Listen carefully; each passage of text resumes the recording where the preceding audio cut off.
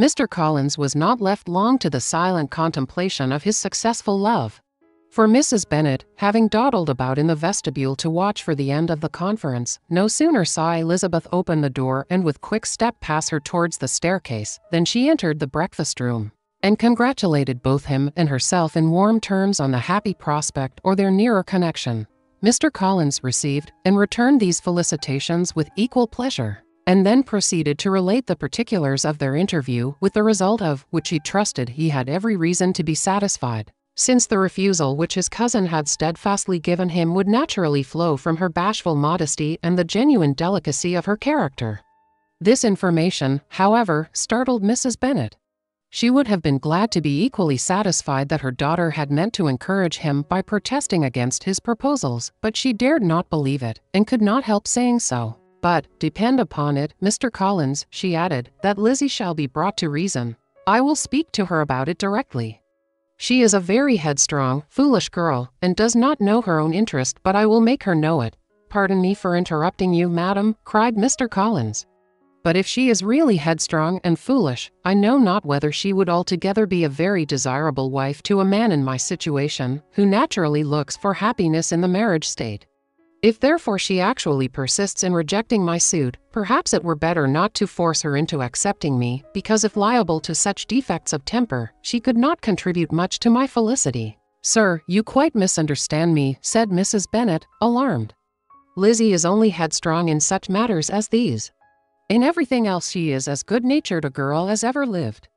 I will go directly to Mr. Bennet, and we shall very soon settle it with her, I am sure." She would not give him time to reply, but hurrying instantly to her husband, called out as she entered the library, "Oh, Mr. Bennet, you are wanted immediately. We are all in an uproar. You must come and make Lizzie marry Mr. Collins, for she vows she will not have him, and if you do not make haste he will change his mind and not have her." Mr. Bennet raised his eyes from his book as she entered, and fixed them on her face with a calm unconcern which was not in the least altered by her communication. "I have not the pleasure of understanding you," said he, when she had finished her speech. "Of what are you talking?" "Of Mr. Collins and Lizzie.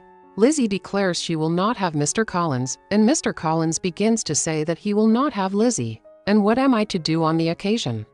It seems an hopeless business. Speak to Lizzie about it yourself. Tell her that you insist upon her marrying him. Let her be called down. She shall hear my opinion." Mrs. Bennet rang the bell, and Miss Elizabeth was summoned to the library. "Come here, child," cried her father as she appeared. "I have sent for you on an affair of importance. I understand that Mr. Collins has made you an offer of marriage." "Is it true?" Elizabeth replied that it was. "Very well, and this offer of marriage you have refused?" "I have, sir." "Very well. We now come to the point. Your mother insists upon your accepting it. Is it not so, Mrs. Bennet?" "Yes, or I will never see her again." "An unhappy alternative is before you, Elizabeth. From this day you must be a stranger to one of your parents. Your mother will never see you again if you do not marry Mr. Collins, and I will never see you again if you do." Elizabeth could not but smile at such a conclusion of such a beginning, but Mrs. Bennet, who had persuaded herself that her husband regarded the affair as she wished, was excessively disappointed. "What do you mean, Mr. Bennet, in talking this way? You promised me to insist upon her marrying him." "My dear," replied her husband, "I have two small favors to request. First, that you will allow me the free use of my understanding on the present occasion, and secondly, of my room. I shall be glad to have the library to myself as soon as may be." Not yet, however, in spite of her disappointment in her husband, did Mrs. Bennet give up the point.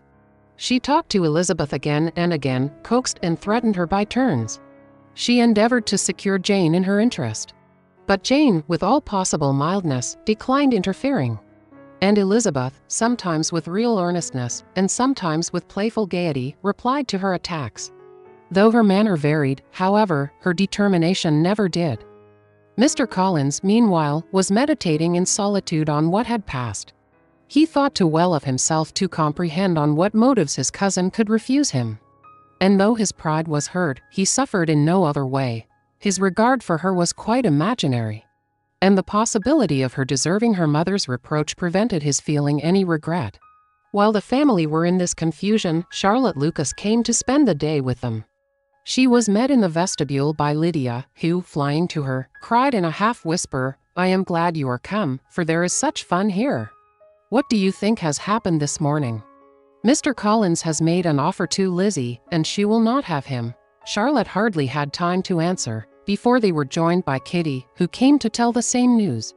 And no sooner had they entered the breakfast room, where Mrs. Bennet was alone, than she likewise began on the subject, calling on Miss Lucas for her compassion, and entreating her to persuade her friend Lizzie to comply with the wishes of all her family. "Pray do, my dear Miss Lucas," she added in a melancholy tone, "for nobody is on my side, nobody takes part with me.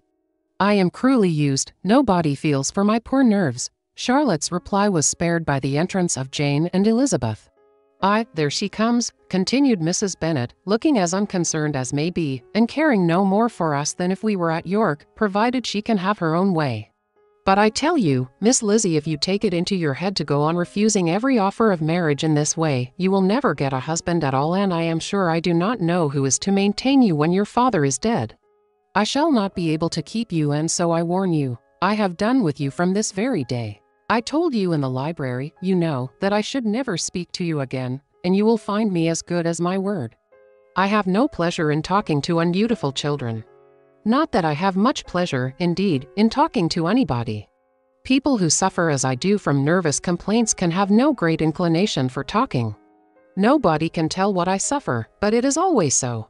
Those who do not complain are never pitied." Her daughters listened in silence to this effusion, sensible that any attempt to reason with her or soothe her would only increase the irritation.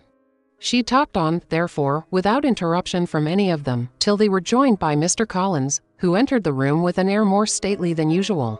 And on perceiving whom, she said to the girls, "Now, I do insist upon it, that you, all of you, hold your tongues, and let me and Mr. Collins have a little conversation together." Elizabeth passed quietly out of the room, Jane and Kitty followed, but Lydia stood her ground, determined to hear all she could, and Charlotte, detained first by the civility of Mr. Collins, whose inquiries after herself and all her family were very minute, and then by a little curiosity, satisfied herself with walking to the window and pretending not to hear.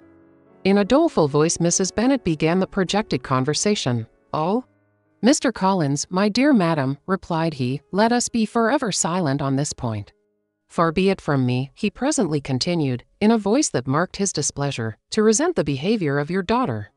Resignation to inevitable evils is the evil duty of us all.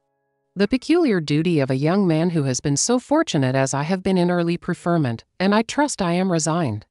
Perhaps not the less so from feeling a doubt of my positive happiness had my fair cousin honored me with her hand. For I have often observed that resignation is never so perfect as when the blessing denied begins to lose somewhat of its value in our estimation. You will not, I hope, consider me as showing any disrespect to your family, my dear madam, by thus withdrawing my pretensions to your daughter's favor, without having paid yourself and Mr. Bennet the compliment of requesting you to interpose your authority in my behalf.